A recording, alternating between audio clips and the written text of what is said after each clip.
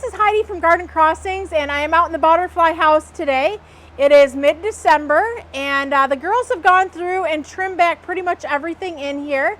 So I just kind of wanted to give an update video as to what we've done, how much we've trimmed things back, and just overall let you see what it looks like here in December. So it is gorgeous today. It's like 46 degrees, which is a little bit warmer than normal for us here in Michigan in December. The sun is out, and it's a great day to be out in the greenhouses today. So let's take a look and see what the butterfly house is doing.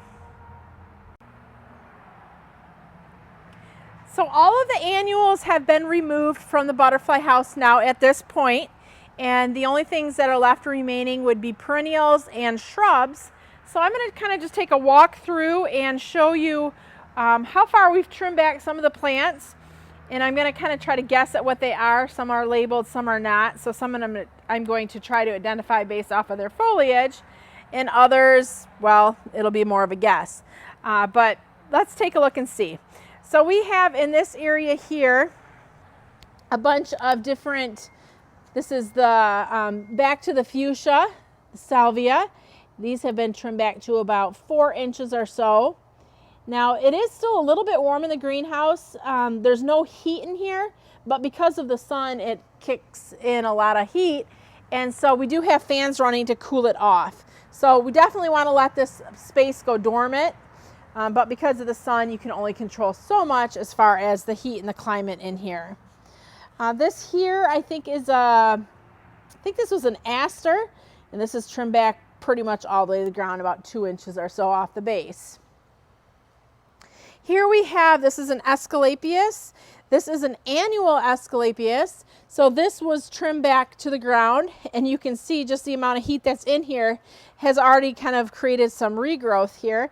It's about 12 inches tall, and it's even starting to put on a little bit of flowers. So I don't anticipate that once it gets really cold in here this winter that this is still going to be alive next spring.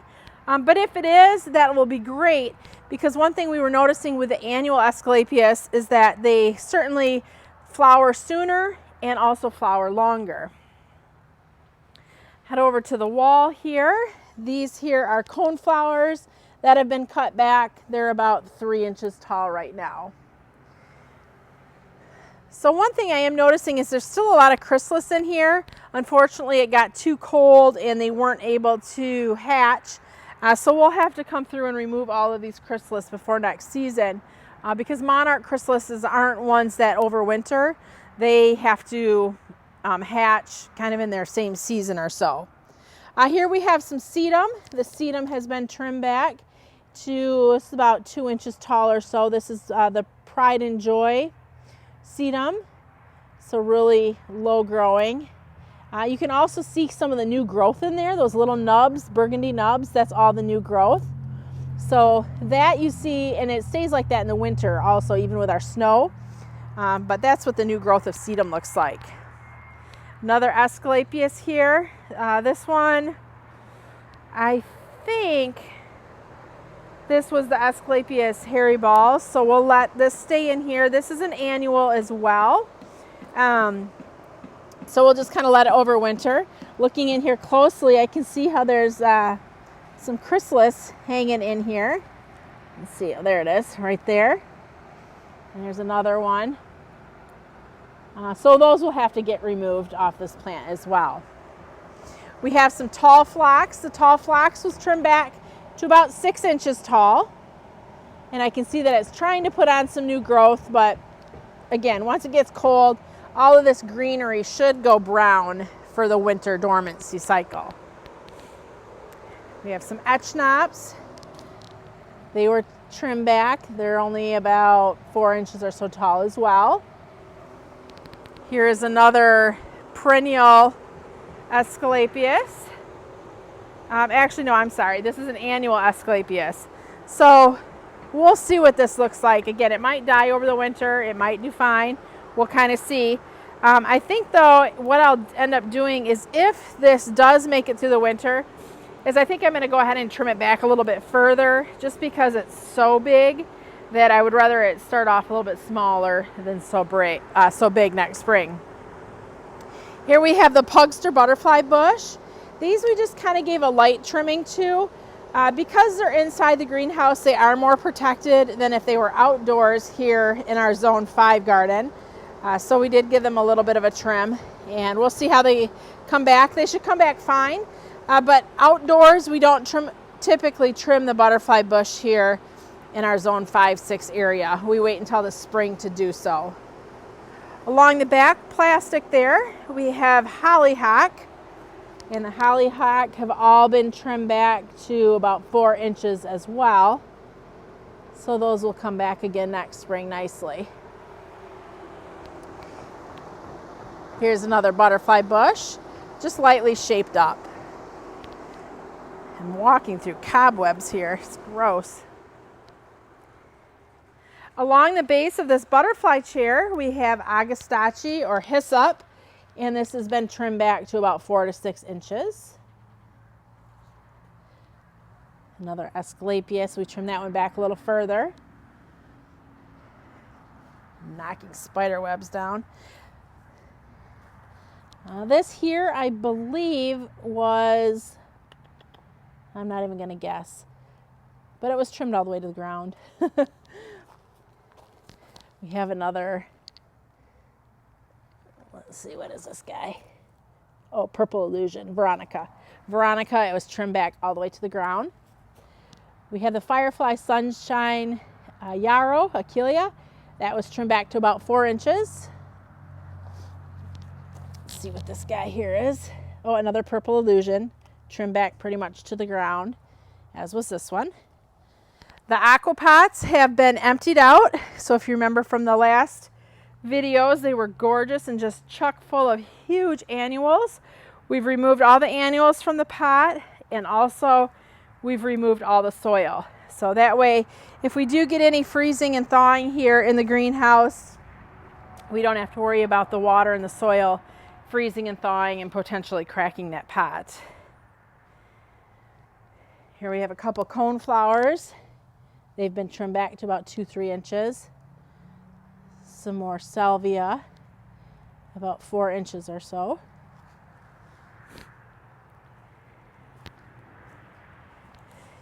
Here's a Viburnum Shiny Dancer. This got trimmed back to about 4 inches. We just want to get that shaped up. And you can see there's some new growth coming on there, just underneath where the trim marks are.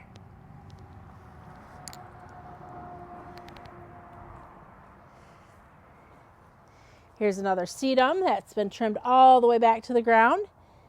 And you can see the new little shoots starting down in there. Another butterfly bush. Here is some phlox. Phlox has been trimmed back to about 6 inches. You can see in that back corner there, it's still flowering. It's kind of fun to see. Yarrow against the edge there has been trimmed back. That's probably about 8 inches or so. This here is a lilac, and the lilac we did not trim this fall. This started off as an 8-inch pot last spring, and we didn't want to trim the lilac because they bloom off of the old growth. So we left it as is, and you can see it's dropping its leaves. But let's go in and take a look here. You can see some of the buds, which will potentially be next year's flowers. So this is going to be really pretty. This will be one of the first things, I'm guessing, that will be blooming out here in this greenhouse next spring. Against the wall there on that trellis is a honeysuckle. So that's the Sensation honeysuckle. And that was about 6 to 8 foot tall. And we've trimmed it back to about 1 foot. So we didn't want to let it get so big. So we just trimmed it back, and it will grow back again next year. Now here we have an annual Escalapius that's trimmed back to about 24 inches. They did actually leave one annual in here, and I'm not sure why. This is Gomphrena, Truffula Pink. So she might have left it just in case if there was any butterflies that still hatched, at least they had something to eat off of. Not sure, but this will definitely be dead next spring once it starts getting cold in here. Heading across the aisle, here's some more sedum. Those were trimmed back to the base, and you can see how they're putting on growth for next year. There's a couple more annual Escalapias here along the wall. Those are the tall plants you're seeing. Tucked against the wall is a little coneflower that's about 2 or 3 inches tall.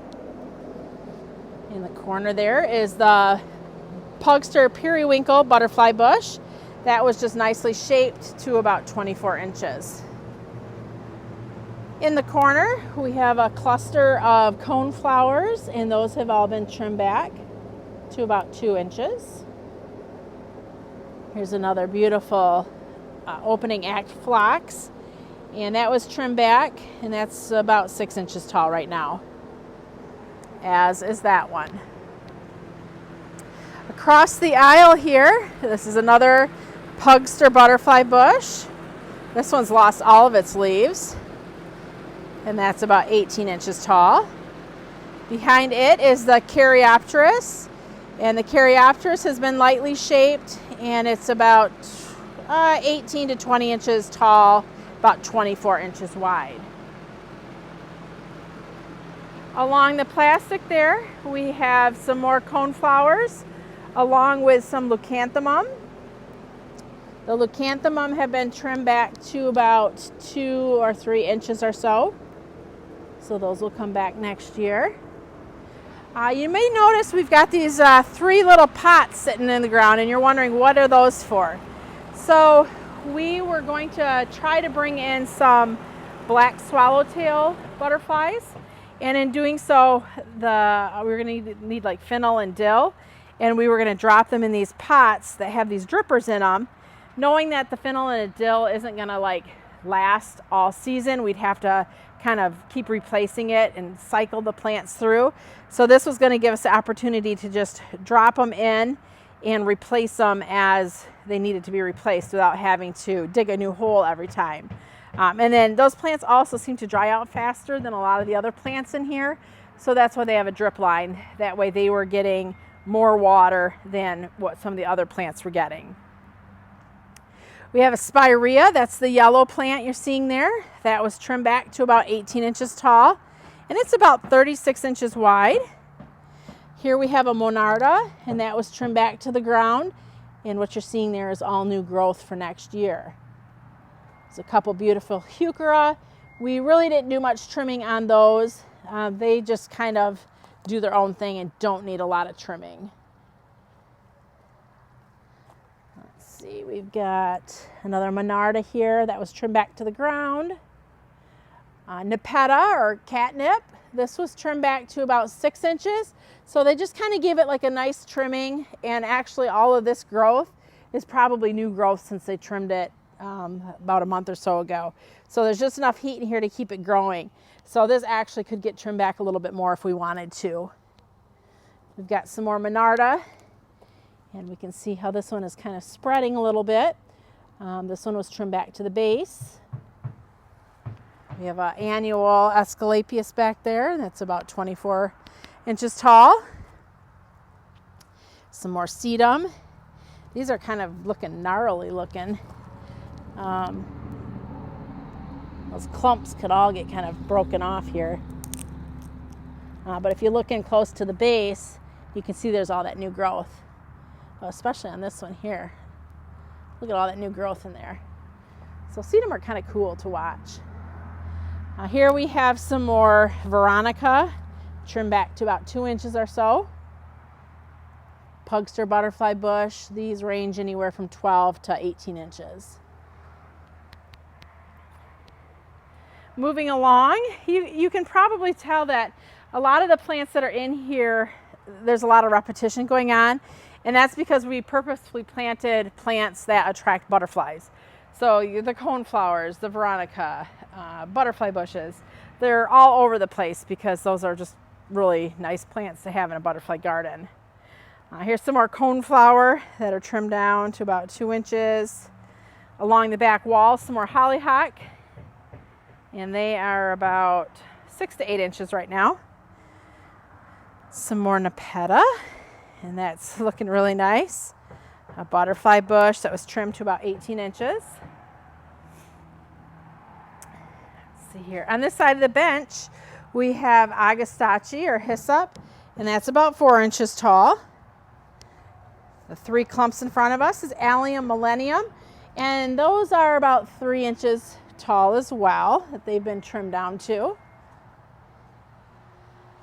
Just past the little fountain there, that is an annual milkweed, so that's about 24, 30 inches tall. That one has nice shape, so I probably won't need to trim that one back much, but some of the ones at the beginning of the video were so big and so huge that we'll probably just trim them back just to kind of get them shaped up a little bit nicer. Here's some more yarrow. It's about 4 inches tall or so. Nice little grouping there. Here's a tall phlox. This could have been trimmed back a little bit more. Actually, that's not a phlox. That's another Escalapias. So this is an annual. It's about 12 inches tall. And it's funny because I can see the flower buds starting on it. So we'll see if it makes it through the winter or not.